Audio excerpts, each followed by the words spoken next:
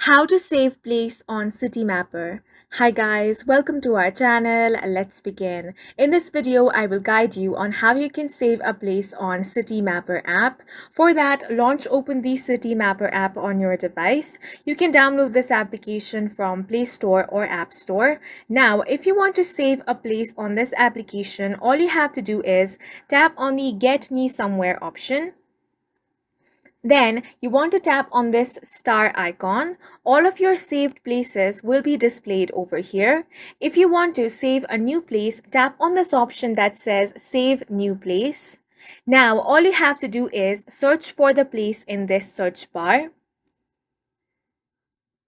Now out of the search results, you want to tap on the location that you want to save. Now, the location is going to be pinpoint on the map. If this is the correct location, all you have to do is tap on this green tick mark in order to save this place. Now, tap on the save option.